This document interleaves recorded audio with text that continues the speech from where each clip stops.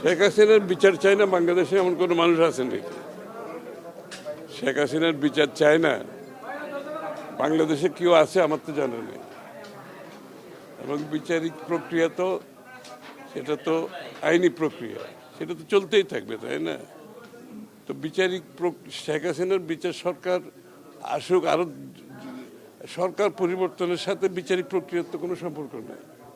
বিচারিক প্রক্রিয়া হচ্ছে আমরা আইনের শাসনে যদি বিশ্বাস করি তো বিচারিক প্রক্রিয়া চলতেই আছে এবং চলবে।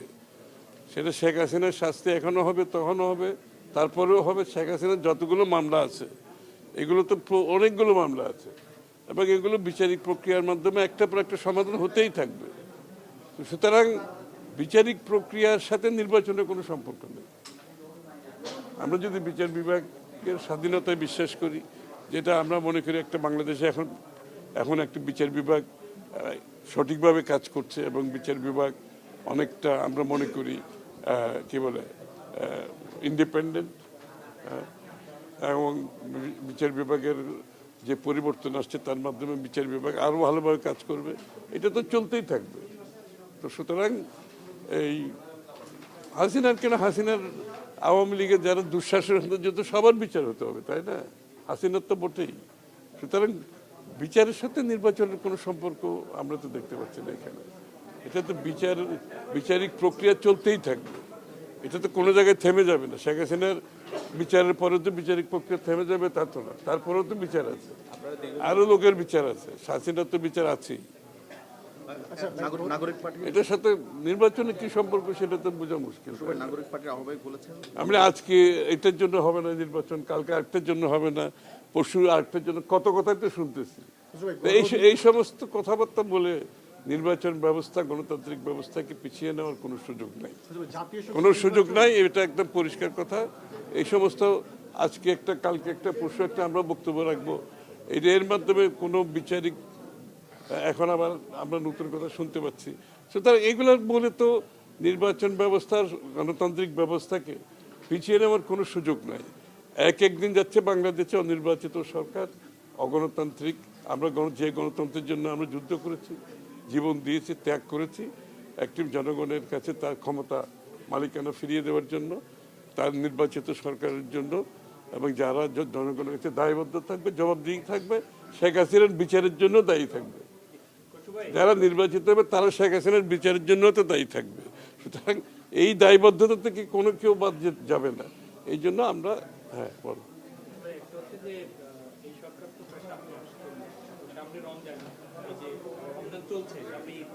সরকারের একজন বাজার ব্যবস্থায় যে কন্ট্রোল অথবা সিন্ডিকেট অনেকে বলে ভাঙতে পারেনি, এটার পেছনে এখনো কি কারণ মনে করছেন এবং বাজারের যে অবস্থা সেটাকে কি আপনি স্থিতিশীলতা বলবেন কিনা? ভোজ্য তেল অনেক জায়গায়। আমি একটা কথা আপনাদের বলি, একটা দেশের এই ধরনের সমস্যা, যে নিত্যপণ্যের দাম বলেন, আইন শৃঙ্খলা বলেন, বিভিন্ন সমস্যা যেটা প্রতিদিন আপনারা বলছেন এটা বেড়েই চলছে এবং এটা প্রতিনিয়ত রিপোর্ট হচ্ছে, এইটা তো আমি সত্যি কথা বলতে কি ব্যক্তিগতভাবে এরকম একটি অনির্বাচিত সরকারের পক্ষে এটা ট্যাকেল করা খুবই ডিফিকাল্ট।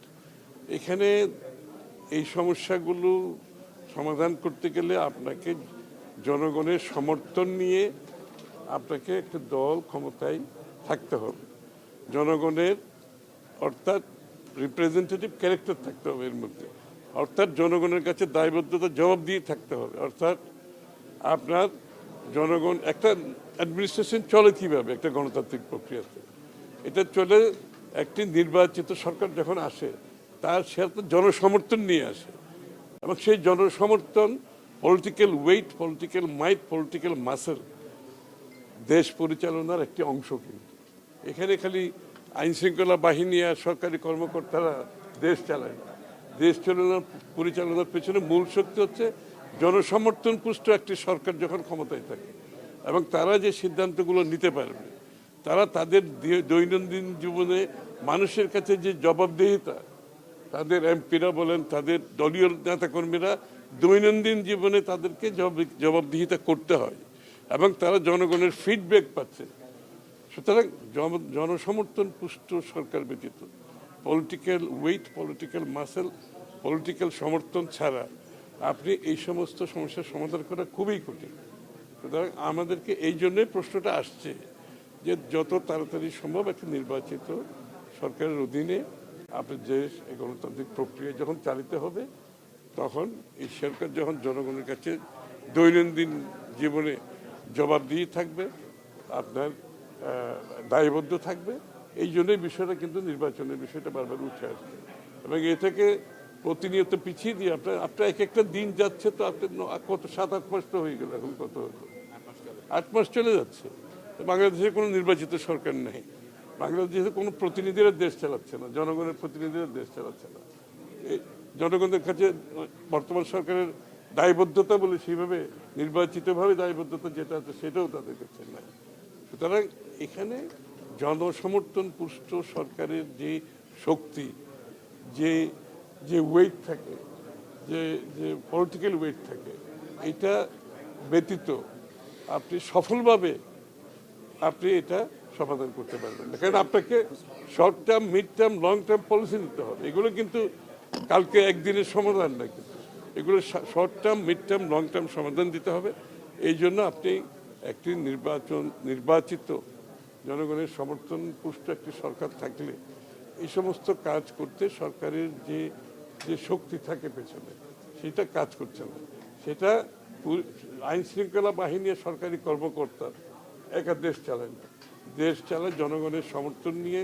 একটা সরকার যখন আসে, দেশের জনগণের সমর্থন কিন্তু সেখানে থাকতে হবে। সুতরাং সেই বিষয়টা আজকে অনুপস্থিত। নাগরিক পার্টির সভাপতি বলেছেন গণপরিষদের ভোট এবং জাতীয় নির্বাচন একসাথে চলতে পারে, এই বয়ানটাও কি আসলে মনে করেন কিনা যে আরেকটা শব্দ প্রশ্ন করার সাথে যে ওনারা সেকেন্ড রিপাবলিকের কথা বলছেন, যদিও আপনি এটা নিয়ে কথা বলেছেন, কোনো সমস্যা নেই তো। এরকম পরিস্থিতি শোনেন, আমরা এই 16 বছর আমরা যুদ্ধ করেছি, ত্যাগ স্বীকার করেছি, প্রাণ দিয়েছি। বাংলাদেশের মানুষ, 16 কোটি মানুষ এর আন্দোলনের মাধ্যমে শেখ হাসিনাকে, স্বৈরাচারকে বিদায় করার উদ্দেশ্য ছিল একটা গণতান্ত্রিক পরিবেশ সৃষ্টি হবে, গণতান্ত্রিক প্রক্রিয়া চালু হবে, বাংলাদেশের জনগণ তাদের স্বাধীনভাবে কথা বলতে পারবে, দল গঠন করতে পারবে, তাদের মতামত প্রকাশ করতে পারবে, তাদের মতামত জনগণের কাছে নিয়ে যেতে পারবে। সুতরাং যে কোনো দল তাদের মতামত নিয়ে আসতে পারে, সেখানে কোনো সমস্যা নেই তো। কিন্তু সেই মতামত যদি আমাদের, সেই মতামতের সিদ্ধান্তে যখন আপনাকে আসতে হবে, মতামত তো সবারই থাকতে হবে। আমাদেরও 31 দফা এই সংস্কার প্রস্তাব আছে না, এটা তো আমরা চাইলে কালকে বাস্তবায়ন করতে পারবো না, আমাকে জনগণের কাছে যেতে হবে। সুতরাং যেখানে সকলের মতামত থাকবে, কিন্তু যেখানে ঐক্যমত হবে সেটার সমাধান খুব সহজ। আর যেখানে ঐক্যমত হবে না, সেটা আপনি জনগণের কাছে যেতে হবে আগামী নির্বাচনে। আপনার যে ইচ্ছা, আপনার যে প্রত্যাশা, আপনার যে চিন্তা, সেটা যদি আপনি বাস্তবায়ন করতে চান, সেটা যদি ঐক্যমতের মাধ্যমে না হয়, আপনাকে জনগণের কাছে যেতে হবে আগামী নির্বাচন। ম্যান্ডেট নিয়ে আসেন, সংসদে আসেন, সংসদে আলোচনা হবে, বিতর্ক হবে, সংসদে পাস হবে। সোজা কথা, ঐক্যমতের পরিপ্রেক্ষিতে যে সমস্ত সিদ্ধান্ত আসবে সেখানে কারো তো কোনো সমস্যা নেই। কিন্তু আমি এটা প্রস্তাব করছি, এটা হতে হবে, এটা করতে হবে, এই ধরনের মন মানসিকতা যদি থাকে, তাহলে তো আমরা আবার শেখ হাসিনার কথা মনে পড়ে যায় আমাদের, তাই না? আমরা এটা বলছি, আমরা এটা করব, এটার আগে ওইটা হবে, এগুলো তো হবে যেখানে ঐক্যমত হলে ভালো। ঐক্যমত না হলে আপনাকে জনগণের কাছে যেতে হবে ম্যান্ডেটের জন্য। আগামী নির্বাচনে আপনি ম্যান্ডেটের জন্য যান জনগণের কাছে, জনগণ যাদেরকে ম্যান্ডেট দেবে সেগুলো বাস্তবায়ন হবে। সোজা কথা। আর তো দ্বিতীয় কোনো পথ তো নাই, পথ তো একটাই।